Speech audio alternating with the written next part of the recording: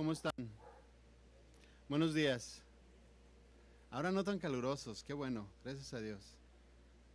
Hasta chamarra se trajo ahora, ¿no? Ay, sí. ¿Qué le parece si oramos y vamos a ponernos en las manos del Señor para entrar directamente a la palabra y que el Señor nos enseñe, que nos ministre? Señor, te damos gracias en el nombre de Jesús por este día. Gracias, Señor, porque nos trajiste hasta este lugar para aprender de tu palabra, Señor, para crecer, que ese es el propósito por el cual cada uno de nosotros estamos aquí. Crecer en estatura y en conocimiento, Señor, delante de tu presencia, aprender a hacer las cosas a tu manera, Señor, como a ti te agradan, comportarnos, Señor, a la altura del llamado que cada uno de nosotros tiene. Te damos las gracias, Señor. Te pedimos, Dios, que nos hables en esta mañana, que nos ministres y que nos exhortes, Señor, de todas las cosas que necesitamos aprender y a hacer. Te damos las gracias y nos ponemos en tus manos, Señor, en el nombre de Jesús. Amén y amén. Bueno, entonces vamos a dar esta segunda parte del mensaje a la iglesia de Filadelfia, que no era el plan, de hecho, pero bueno, el plan era darlo solamente en una sola predicación, pero bueno, pues me extendí, pero, pero bueno, vamos a continuar y acompáñenme a Apocalipsis de nuevo ahí, en el mensaje a la iglesia de Filadelfia.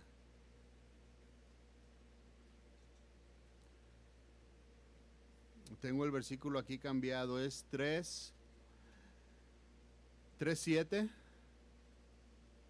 Apocalipsis 3:7. Dice aquí: escribe al ángel de la iglesia en Filadelfia, esto dice el santo, el verdadero, el que tiene la llave de David, el que abre y que ninguno cierra, y cierra y ninguno abre. Yo conozco tus obras. He aquí he puesto delante de ti una puerta abierta, la cual nadie puede cerrar, porque aunque tienes poca fuerza, has guardado mi palabra y no has negado mi nombre. Hasta ahí nos quedamos la vez pasada. Esto fue lo que analizamos en el servicio del domingo pasado. Y para hacer un pequeño contexto, para poder continuar y entrar en materia, entrar en el contexto, quisiera darles un pequeño resumen en donde hablamos que la iglesia de Filadelfia tenía una gran influencia pagana. ¿Recuerdan eso?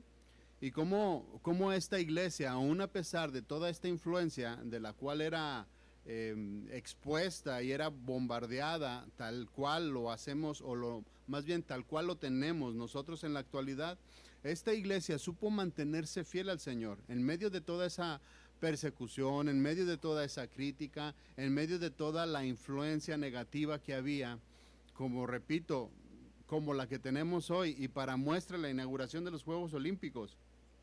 Nada más diabólico y más perverso que se ha visto en televisión abierta. Una burla hacia los principios y valores cristianos, y dándole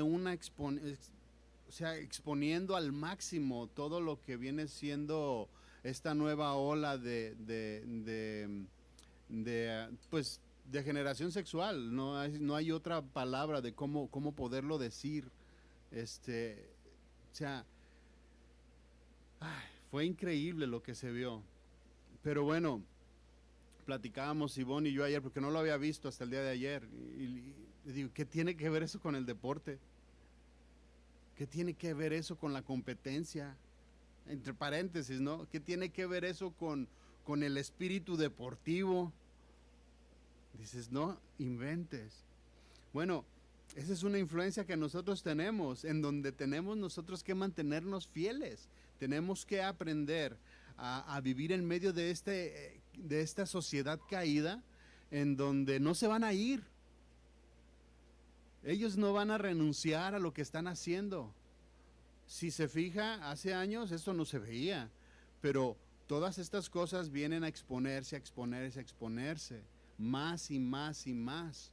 Entonces, no se van a ir, ahí van a estar y van a exponerse todavía mucho más y mucho peor, mucho más abiertamente. Van a exponerse todo este tipo de estas personas y otras cosas.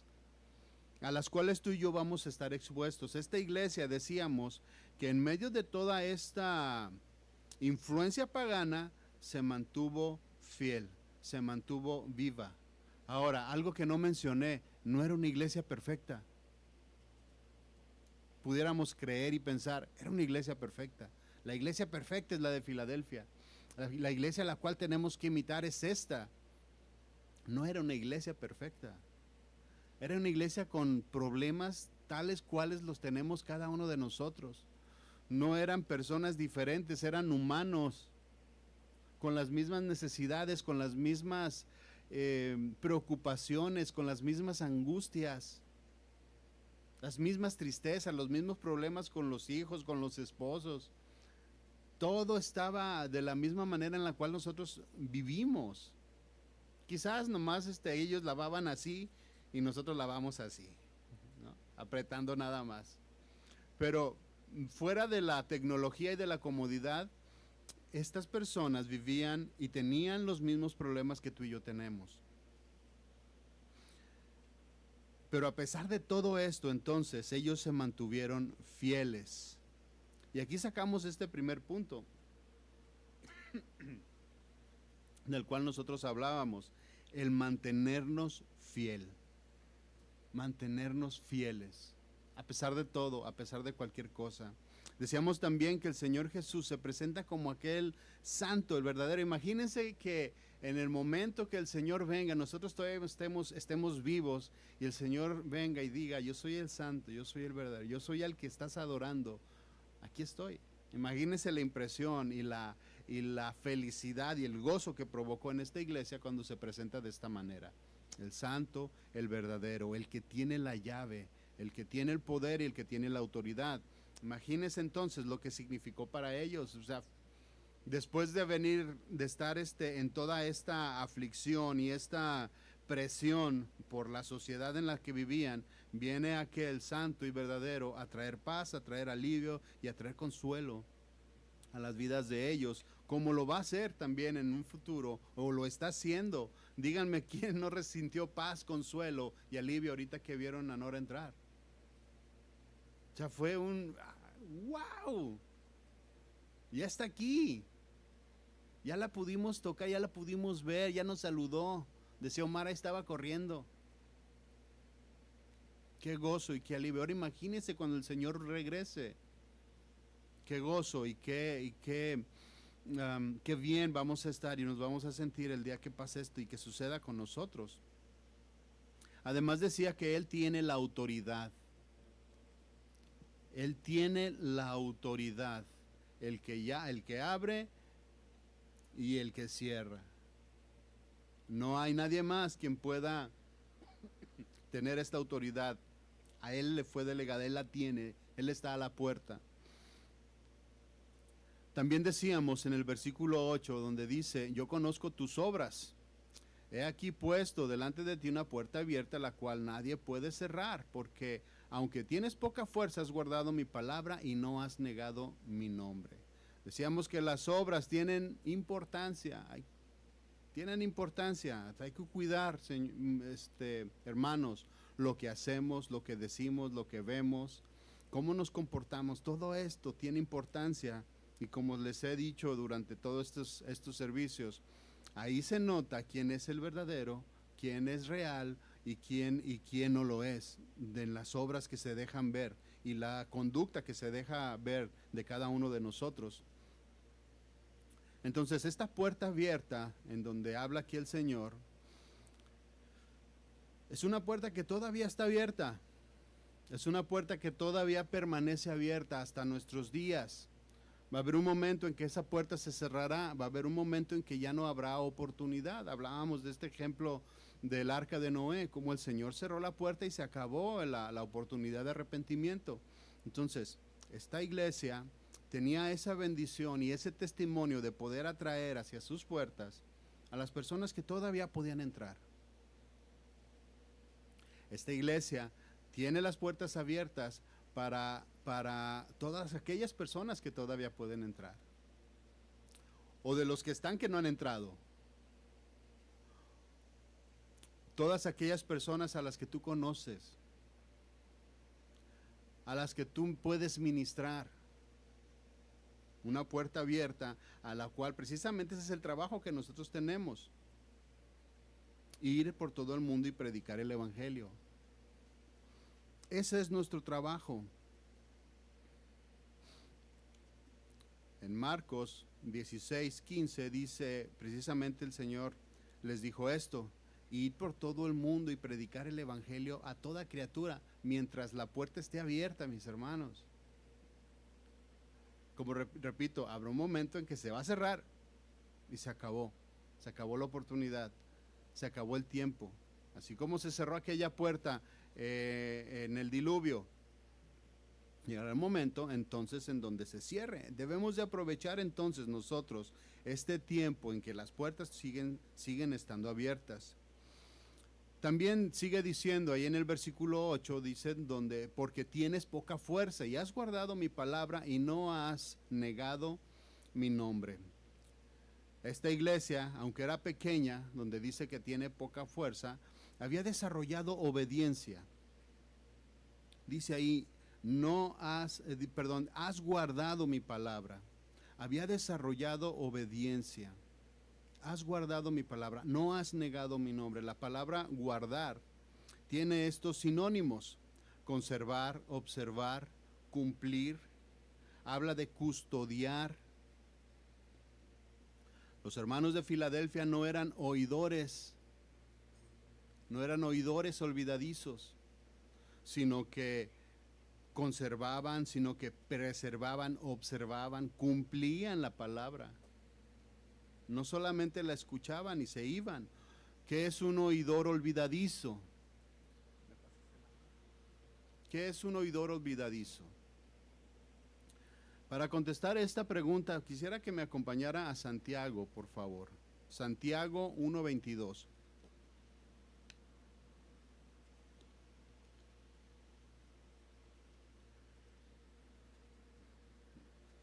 Esto es algo que no se comentó en el domingo pasado, pero que es importante también decirlo.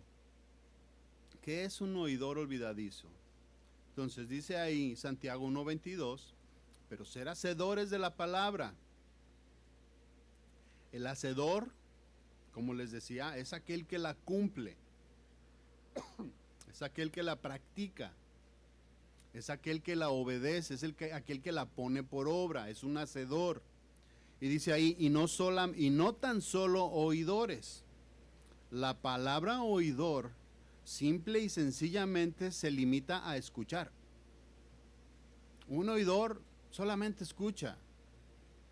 Un oidor no desarrolla compromiso, ni le atrae, ni le seduce, ni cumple, ni guarda, ni obedece la palabra. Simple y sencillamente la escucha. Ese es el oidor. Un oidor se sienta y escucha. A lo mejor se duerme, a lo mejor no se duerme, pero escucha. Nada más. De ahí no pasa. No provoca nada. A un oidor no siente nada dentro de él. Solamente le parece interesante la información que le están dando. Se oye bien. Ahora estuvo bueno el mensaje porque hubo muchos versículos. Lo desglosó bien la palabra. Analizó aquí, analizó allá. Un oidor. Un oidor tiene la capacidad de parecer cristiano, porque sabe en el lugar en donde está y se sabe comportar. Un oidor tiene sus ciertas cualidades. Puede ser que no mienta, puede ser que se sepa comportar, no se duerme, aunque esté haciendo calor. Pero solamente escucha. El hacedor es aquella persona que cuando escucha le duele su corazón. El que reconoce que está fallando. El que reconoce, el que siente que el Señor le está hablando y lo está viendo a la cara y le está diciendo, esto no me agrada de ti. Eso es un hacedor. Hay una diferencia grandísima. Esta iglesia de Filadelfia había desarrollado el ser hacedores de la palabra y no tan solo oidores. Sigue diciendo ahí Santiago, dice, no te engañes, ¿para qué te engañas a ti mismo? 23 dice, porque si alguno es oidor de la palabra, pero no hacedor de ella, este es semejante al hombre que se considera en un espejo su rostro natural, pero él se considera a sí mismo, se ve como es, se va y luego se le olvida cómo era. Un ejemplo así burdo, un poquito chistoso, podríamos decir que imaginen que yo voy caminando con mi esposa en algún lugar, en algún mall de esos donde hay espejotes grandototes, y volteo a ver y veo y me digo, ¿quién es ese que va con Ivonne? Así de burdo es esto. Y ese cuate tan guapo que va con Ivonne, ¿quién es? O sea, me veo, sé quién soy, pero después me olvido de quién soy. Qué ridículo, ¿no? Qué tonto se escucha. Pues fíjense que así de ridículo, así de tonto es aquella persona que oye, que ve su realidad, que ve cómo es, que Dios le expone lo que está haciendo y el día de mañana se le olvida. Llega el lunes y vuelve a hacer lo mismo. El Señor el domingo tocó su corazón y le dijo, estas cosas no me agradan. Pero llega el lunes y dicen, estoy bien, no es tan malo. Estas cosas que estoy practicando no son, en verdad, si tú lo analizas, hay cosas peores. Yo ni mato, yo ni robo, yo no soy adúltero. Y esto que estoy haciendo, una mentirilla piadosa, esto no está tan mal. Esto y aquello no están tan mal. Una persona que ve su condición el domingo y se le olvida el lunes, solamente una persona oidora, no es una persona hacedora de la palabra. El Señor nos habla cuando nosotros leemos, nos habla cuando escuchamos de la palabra en cualquier momento, ya sea alguna persona que nos está hablando o escuchamos en una predicación. De mil maneras el Señor habla. En la Biblia habla de aquel profeta que le habló la burra para hacerlo entender. O sea, el Señor utiliza todas las cosas para hacernos, para guiarnos y para frenar nuestra locura. Él nos transforma. Él se muestra. Pero llega el lunes y se nos olvida quiénes somos. El oidor olvidadizo es aquel que no hace nada para que cambie su vida. Es aquel que se mantiene viviendo de la misma manera. Es aquel que se justifica en todas sus acciones y todas las cosas que hace. Que esa persona es un oidor solamente. Dice el 25, mas el que mira atentamente a la perfecta ley, la ley de la libertad, y persevera en ella,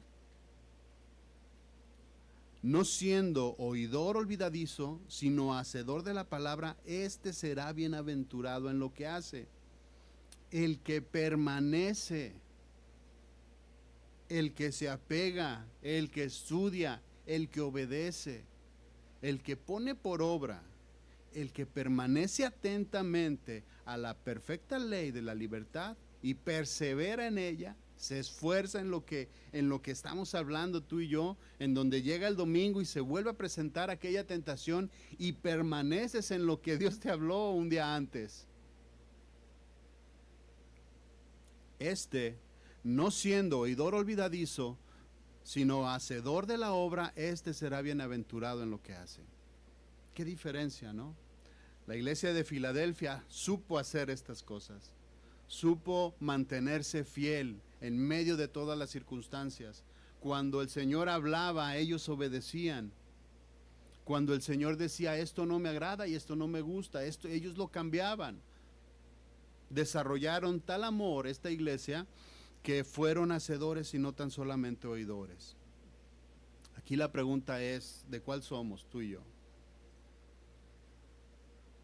El Señor nos ha hablado, yo sé que nos ha hablado en esta congregación y en otras congregaciones, por medio de un púlpito, o por medio de la palabra leída, o por medio de una canción de alabanza, por medio de nuestros nietos, por medio de nuestros hijos. El Señor nos habla y nos enseña y nos dice y nos exhorta. Entonces, ¿quiénes somos? ¿De qué lado estamos? ¿Hacedores o solamente oidores? Todas las iglesias quieren ser como la iglesia de Filadelfia. Yo quiero ser como la iglesia de Filadelfia, pero aquí hay un punto al cual hay que tratar. O doblego mi carne, o sigo adelante con mis cosas. O soy oidor, o soy hacedor de la palabra. Verso 9, vamos a seguir. Dice, aquí yo entrego de la sinagoga de Satanás a los que se dicen ser judíos y no lo son, sino que mienten.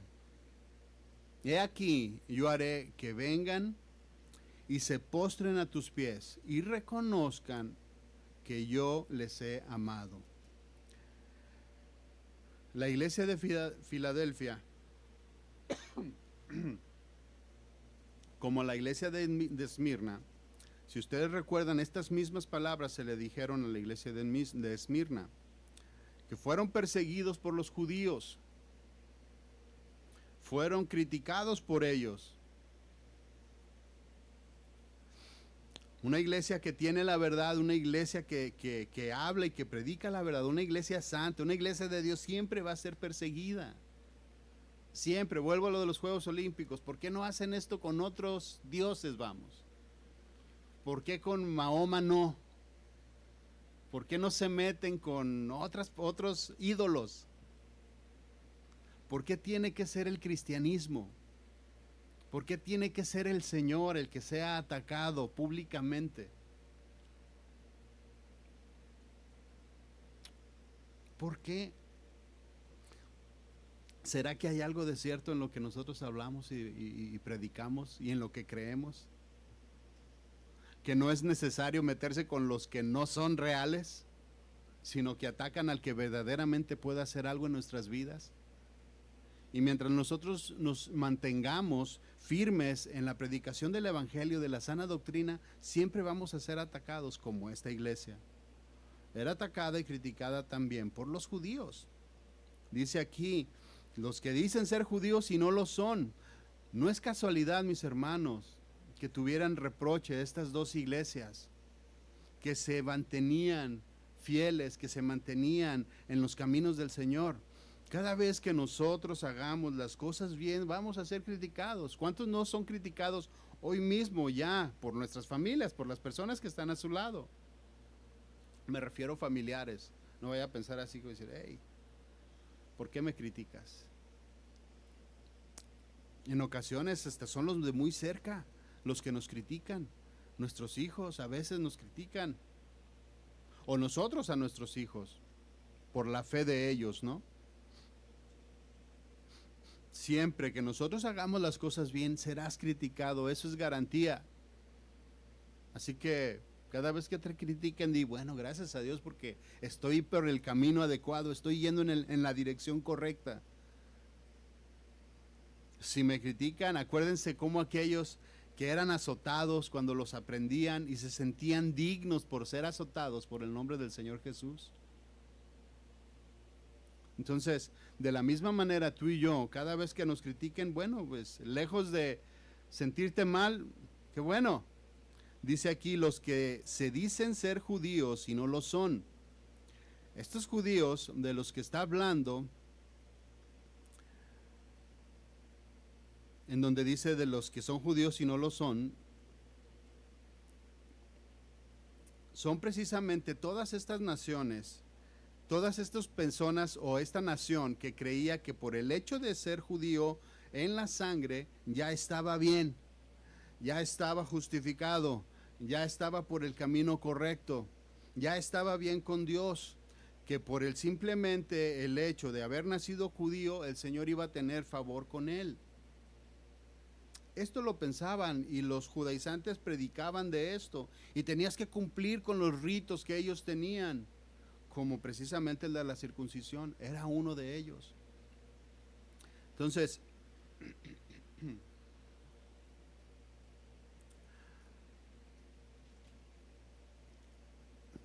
por la persecución, vamos, que existió en aquellos tiempos. Muchos recuerden que la iglesia era la iglesia cristiana que comenzó en el tiempo de Jesús. Muchos de ellos fueron esparcidos cuando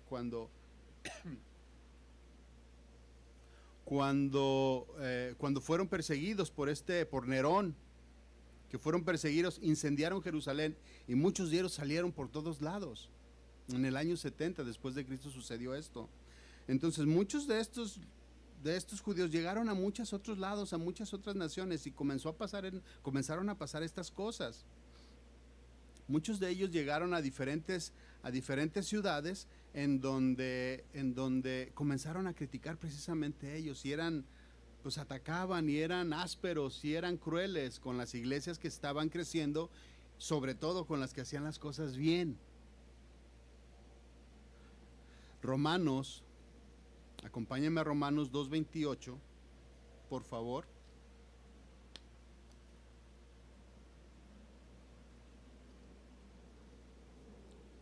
Pablo hablando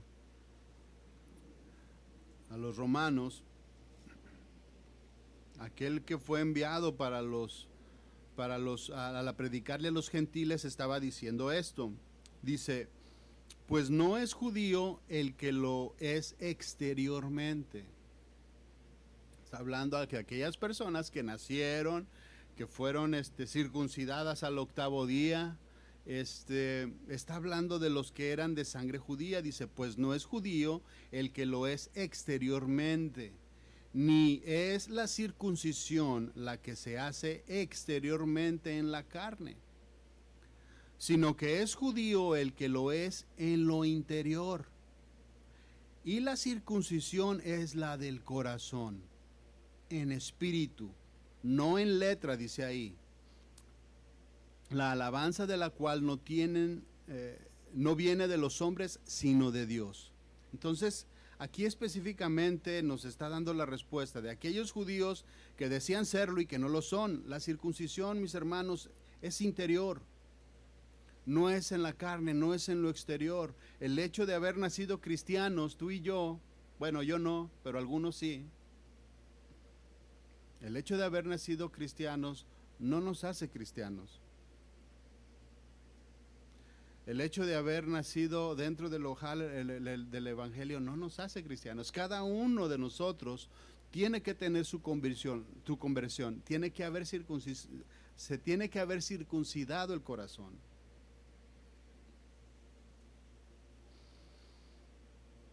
Pablo, aquel que les hablaba a los gentiles, les seguía diciendo estas palabras.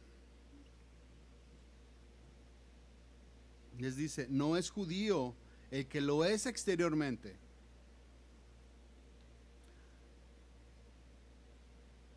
ni la circuncisión la que se hace exteriormente en la carne. Entonces, todos aquellos judíos que llegaron a las diferentes ciudades, a las diferentes regiones, precisamente llevaban esta misma doctrina de querer judaizar, de querer circuncidar a todo mundo, todas las personas que fueran o que llegaran a la congregación. Y los que no lo hacían o los que no seguían las prácticas que ellos tenían, seguían pues eran criticados y seguían teniendo este conflicto con ellos. Pablo claramente les habla a la iglesia y nos habla a todos nosotros que el judío entonces es el que tiene la circuncisión en el corazón. ¿A qué se refiere? ¿O qué es lo que nosotros tenemos que circuncidar? ¿Qué es lo que, a qué se está refiriendo más exactamente cuando dice la circuncisión del corazón? La circuncisión en el espíritu. No en lo exterior, sino en lo interior. ¿A qué se está refiriendo? Yo creo que la respuesta la tenemos todos.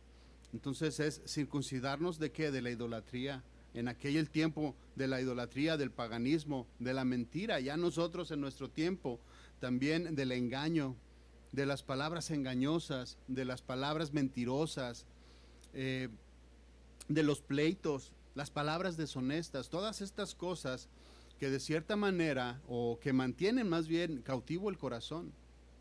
La circuncisión entonces para nosotros es alejarnos de todas estas cosas, es cortarlas de raíz, es no volver atrás y no volver a practicar todo este tipo de situaciones, las cuales nos alejan y nos separan del Señor.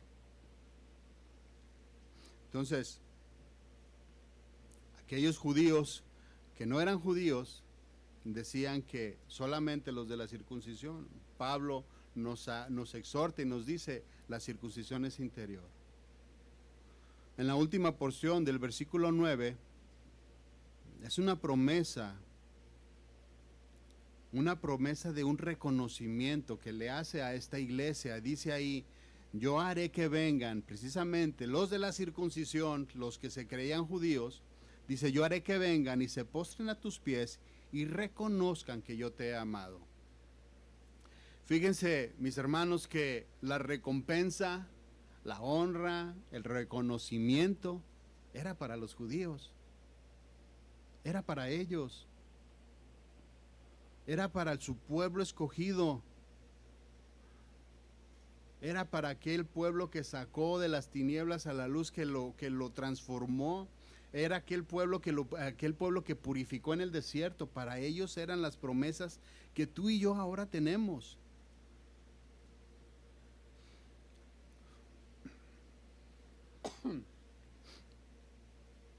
Aquellos a los cuales el Señor había escogido para que fueran su pueblo, para recibir todas las promesas y bendiciones de parte de Dios, no lo reconocieron a Él. Y bueno, gracias a Dios nosotros entramos ahí, tú y yo entramos como esas gentiles incircuncisos que ahora hemos sido circuncidados en nuestro corazón y que ahora podemos ser parte y tenemos parte con el Señor. Juan 1:9, acompáñeme ahí por favor. Está hablando precisamente el Señor Jesús ilustrando esta verdad.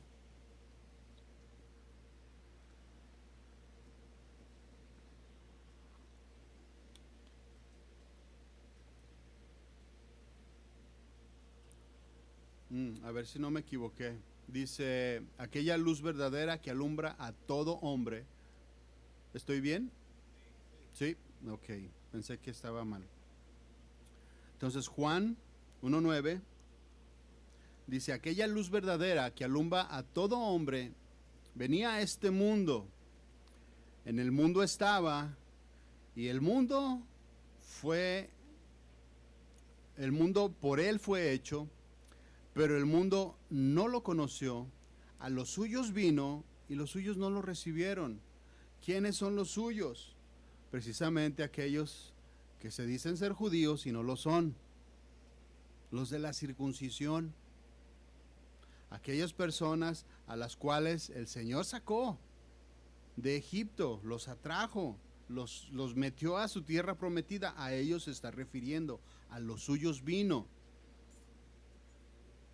Pero esta rebelión y este rechazo de parte de la nación provocó también, de cierta manera, aunque todo era plan de Dios desde el principio, que tú y yo entráramos como aquellos invitados, aquellos últimos invitados que sí quisieron estar con Él.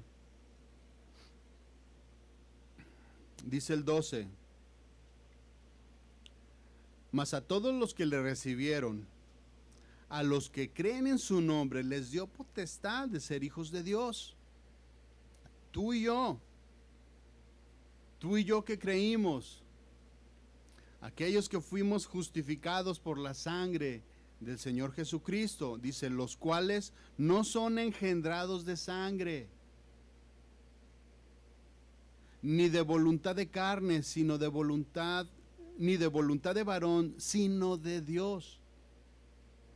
Tú y yo hemos sido engendrados, hemos sido comprados, hemos sido circuncidados por Él. Y ahora nosotros podemos podemos gozar de los beneficios que aquellos tenían, que rechazaron, que no quisieron, aquellos reconocimientos que ahora tú y yo los vamos a poder tener y los vamos a poder vivir.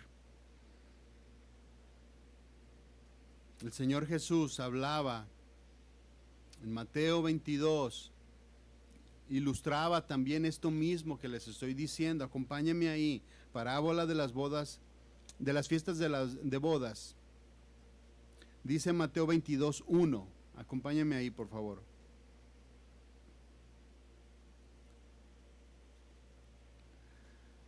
Respondiendo Jesús les volvió a hablar en parábolas, diciendo: el reino de los cielos es semejante, es parecido, es sombra de lo que había de venir. Dice, es semejante a un rey que hizo una fiesta de bodas a su hijo. Y envió a sus siervos a llamar a los convidados de las bodas, mas estos no quisieron venir. Otra vez vemos el mismo ejemplo. Aquellos a los cuales se les iba a dar o tenían el privilegio de ser invitados, no quisieron ir. Judíos, pero también aquí, a todos aquellos invitados, aquí está integrando a todos los que hemos escuchado del Señor, a todas aquellas personas que se les ha predicado el Evangelio, a todas aquellas personas que tú les has hablado, tanto judíos como gentiles. Dice aquí, no quisieron venir. ¿Cuántas veces no hemos experimentado este rechazo de una persona que tú le estás hablando y le estás ministrando y te dice, no me interesa, no quiero, no es mi tiempo, no me gusta, son muy exagerados, tengo que dejar esto y tengo que dejar aquello, no quiero dejar mi vida? Muchos de estos que son invitados no van a querer entrar. A esas puertas abiertas no van a querer entrar.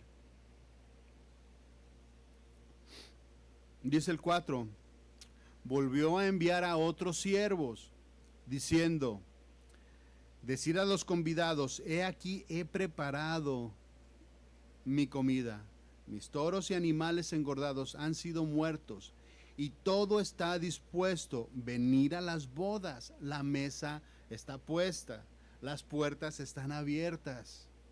Hoy las puertas están abiertas para nosotros y para los que quieran escuchar.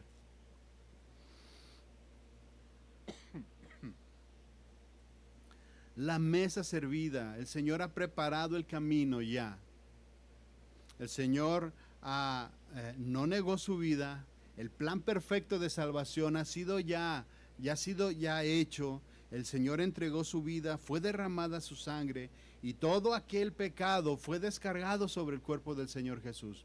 Aquello que tú y yo merecíamos, esa ira de parte del Señor que nosotros merecíamos y que íbamos a recibir, el Señor la recibió en nuestro lugar. Una mesa preparada, una mesa puesta, una mesa lista ya para que tú y yo nos acerquemos y vivamos juntos con el Señor y experimentemos las bodas del Cordero. Una mesa puesta.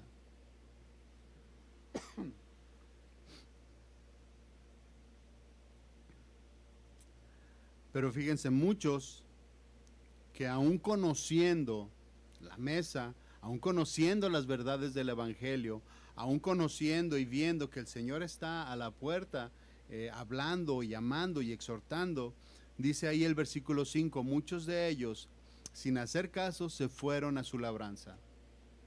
¿Sabes qué? No tengo tiempo ahorita, me voy a mi trabajo. ¿Sabes qué? No tengo tiempo ahorita, me voy a mis negocios. ¿Sabes? ¿Sabes qué? Ahorita no. Todos los invitados,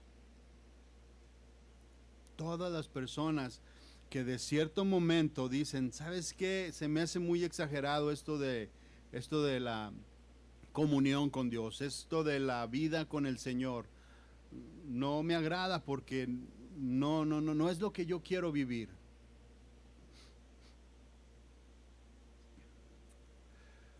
Unos se fueron a su labranza, otros a sus negocios. Y dice ahí, y otros, tomando a los siervos, los afrentaron y los mataron. No sé, quizás alguno de nosotros padecerá persecución al nivel de esto, ¿no? No sé si llegara a pasar en este tiempo, si nos llegara a pasar en nuestra vida. Quizás si Señor nos manda de misioneros a algún lugar esos conflictivos, a lo mejor puede pasarnos. Pero seguramente recibiremos ataques y recibiremos maltrato cuando nosotros, que somos enviados a aquellas personas a predicar el evangelio, no nos van a escuchar. Y dice el 7, al oír el rey se enojó y envió a sus ejércitos, destruyó a aquellos homicidas y quemó su ciudad. El castigo es inminente para aquella persona que no quiere escuchar, para aquella persona que no se quiere convertir. El castigo está ahí. Y el Señor Jesús no lo esconde. Está claramente expuesto en la palabra que para todas aquellas personas que no quieran entrar delante de su presencia, pues está bien. Pero el castigo está ahí. El lloro y crujir de dientes viene el día de mañana. El 8 dice, entonces dijo a sus siervos, las bodas a la verdad están preparadas, mas los que fueron convidados no eran dignos. Ay, perdón con esta tos. No eran dignos. ¿Qué es lo que nos hace indignos? Es una pregunta. Porque dice que ahí, que todas aquellas personas a las cuales fueron invitadas a las bodas no eran dignos. Entonces, ¿qué es lo que nos hace indigno? La dureza de nuestro corazón nos hace indignos. La necedad que existe en nuestras vidas nos hace indignos. La torpeza con la que a veces nosotros vivimos nos hace indignos. Y torpeza me refiero a las cosas que hacemos, las decisiones que tomamos, que de verdad son totalmente fuera de lo que es la palabra. Vivimos a veces tan despreocupadamente que caemos en ser indignos delante de la presencia de Dios. Porque teniendo todo, una persona indigna es aquella persona que todo lo tiene y no lo valora, lo sigue desperdiciando. Todo está puesto, todo está hecho. Ya el Señor Jesús murió en la cruz del Calvario y nosotros a veces lo despreciamos y nos vamos a vivir nuestra vida como la queremos vivir. Eso nos hace indignos. Versículo 9 dice, id pues a las salidas de los caminos, llamar a las bodas a cuanto halléis, ir y predicar el evangelio a toda criatura, ir y predicar el evangelio a todo el mundo. Dice, id pues a todos lados, todos los caminos, llamar a las bodas a cuantos halléis. Y saliendo los siervos por el camino, juntaron a todos los que hallaron, juntamente los malos y los buenos. Las bodas fueron llenas de convidados. Las bodas se van a hacer. Estés o no estés, o estemos o no estemos. Las bodas se celebrarán. Y aquí es donde tú y yo podemos entrar. Aquí es donde tú y yo entramos. Todos aquellos que fueron convidados y todas aquellas personas que fueron invitadas no quisieron pagar un precio. Tú sí lo quisiste pagar. Tú sí te entregaste al Señor. Tú sí cambiaste tu vida. Celebraremos entonces, llenaremos aquel lugar y celebraremos las bodas del Cordero. El 11 sigue diciendo, y entró el rey para ver a los convidados y vio ahí a un hombre que no estaba vestido de bodas. Fíjese que no va a haber colados, Ya ve que los colados son muy normales en las fiestas. De que aquella persona dicen, ¿y él con quién viene? ¿Y a él quién lo invitó? ¿Y él con quién es? Es el novio de la novia. Y dicen, a ver, los de este lado el novio y de este lado los de la novia, y se queda uno en medio porque no viene con nadie.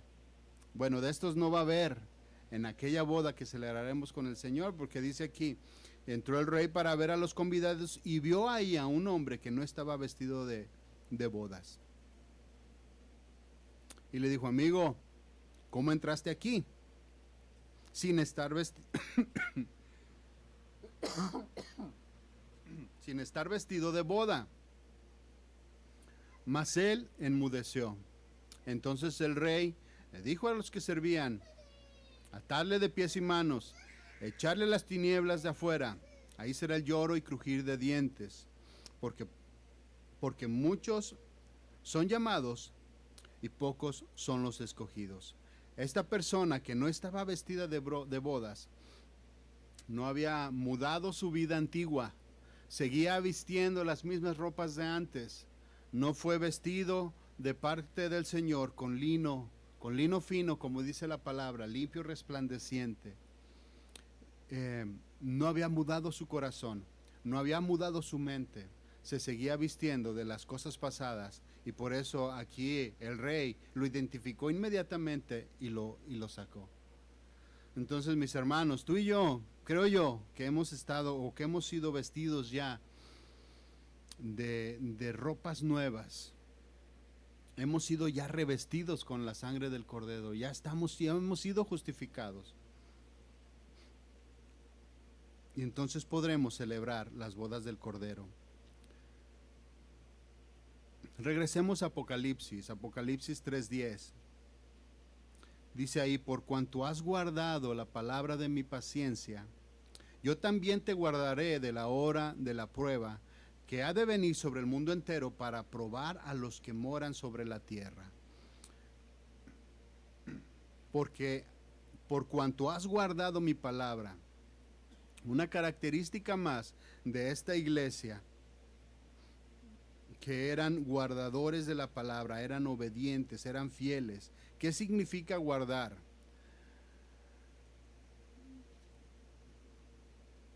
La definición de guardar habla de cuidar con recelo. Esa es la definición de una persona que guarda algo, cuidar con recelo o guardar con recelo. Habla de vigilar, habla de custodiar, tiene ciertos sinónimos también, en donde habla de atender, habla de proteger. Entonces, mis hermanos, ¿qué es lo que tú y yo debemos de hacer para ser imitadores de esta iglesia? Pues precisamente ser obedientes y guardar la palabra con recelo y con gozo en nuestro corazón. Atesorarla en nuestros corazones. En el Salmo 119, versículos del 9 al 16, habla precisamente del guardar la palabra y de la transformación que viene por el hecho de permanecer caminando en ella. Este salmo, en el versículo 9, dice, Salmo 119, 9, ¿con qué limpiará el joven su camino? Con guardar su palabra. Y no solamente el joven, el no tan joven también. Todos nosotros. ¿Cómo vamos nosotros a ser limpiados de todas las cosas que nosotros tenemos en nuestras vidas? Guardando su palabra, atesorándola en nuestro corazón, entendiéndola, meditándola, poniéndola a prueba en nuestra propia vida, obedeciendo, cuidando de la palabra celosamente, cuidando de todas estas palabras que a través de los años hemos adquirido y que hemos adquirido como conocimiento, guardando celosamente todo lo que el Señor nos enseña y nos muestra. Y vamos a leer rápidamente lo que sigue en el versículo, porque podemos ver así, leyendo, el amor y el cuidado que el salmista tenía por la palabra de Dios, el respeto y el aprecio que tenía por ella. El versículo 10 dice: con todo mi corazón te he buscado, no me dejes desviarme de tus mandamientos. Fíjense la expresión: con todo mi corazón, con todas mis fuerzas, con toda mi alma, con todo mi ser, te he buscado, no me dejes desviarme de tus mandamientos. En mi corazón he guardado tus dichos para no pecar contra ti. Bendito tú, oh Jehová, enséñame tus estatutos. Todo este salmo está hablando de la palabra, de la palabra, de la palabra, y cómo debemos de atesorarla y cómo cambia nuestras vidas. 13 dice, con mis labios he contado todos los juicios de tu boca. Me he gozado en el camino de tus testimonios, más que de toda riqueza. En tus mandamientos meditaré. Consideraré tus caminos. Fíjese esta palabra, consideraré tus caminos. Los voy a analizar, los voy a escudriñar, los voy a digerir, los voy a desmenuzar, tus caminos, para entenderlos, para meditar en ellos, para sacarles el mayor provecho que pueda yo sacarle a tu palabra, Señor. Meditaré y consideraré tus caminos. Me regocijaré en tus estatutos y no me olvidaré de tus palabras. Fíjense cómo estos hermanos de la iglesia de Filadelfia, que guardaban su palabra, que guardaban su ley, hacían precisamente todo esto. Otro ejemplo, como les decía, que debemos de sacar tú y yo para ser, si queremos ser como esta iglesia, debemos de imitar todas estas cosas. En el versículo 11, vamos ya apuntándonos al final, dice, he aquí yo vengo pronto. Viene esta misma advertencia que les hace a las iglesias. He aquí yo vengo pronto. Retén lo que tienes, para que ninguno tome tu corona. Retén lo que tienes, manténlo ahí, cuídalo, aprécialo, protégelo, para que nadie robe tu corona, aquellos galardones que el Señor tiene para cada uno de nosotros, en esta vida y en la venidera, mis hermanos. Porque díganme si no, sacamos mucho provecho y mucho privilegio de obedecer los mandamientos del Señor. En todas las áreas de nuestra vida en las cuales nosotros nos analizamos a la luz de la palabra y la obedecemos, sacamos lo mejor. Ahora sí que nos va bien, acertamos en nuestras decisiones, nos metemos en menos problemas, muchos menos problemas de los que nos tomaría o de los que tendríamos si no obedeciéramos la palabra.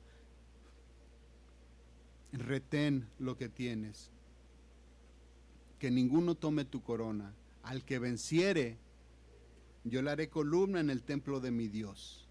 Fíjense las promesas, la riqueza que hay, los galardones, los cuales nos esperan si nos mantenemos, si retenemos, si cuidamos, si obedecemos, si nos esforzamos y nos santificamos para vivir las verdades del Evangelio. Al que venciere, yo le haré columna en el templo de mi Dios y nunca más saldrá de ahí. Y escribiré sobre él el nombre de mi Dios. Seremos sellados y seremos apartados por él. Dice, y el nombre de la ciudad de mi Dios, la nueva Jerusalén. ¿Cuántos quieren habitar ahí? ¿Cuántos tienen ese deseo en donde no habrá lloro, no habrá crujir de dientes, no habrá necesidad, en donde estaremos alabando y bendiciendo el nombre del Señor una y otra vez, día tras día, gozo tras gozo? ¿Cuántos desean estar ahí?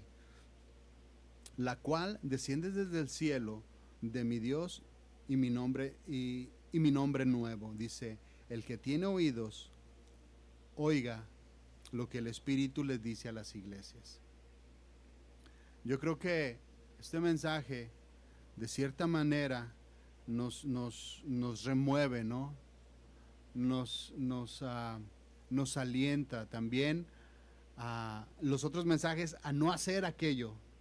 Pero este mensaje nos lleva a hacer y poner en práctica muchas otras cosas. Muchas cosas que quizás las tengamos ya por obra, muchas cosas que quizás tú y yo ya estemos viviendo y estemos practicando. Pero si no es así, viene la advertencia. Y qué bueno es Dios cuando viene y advierte y te dice, esto va a pasar, esto viene, prepárate. Si a uno de nosotros se nos alerta de algún peligro que viene en la ciudad y que de manera inminente va a ser destruida, ¿qué vas a hacer?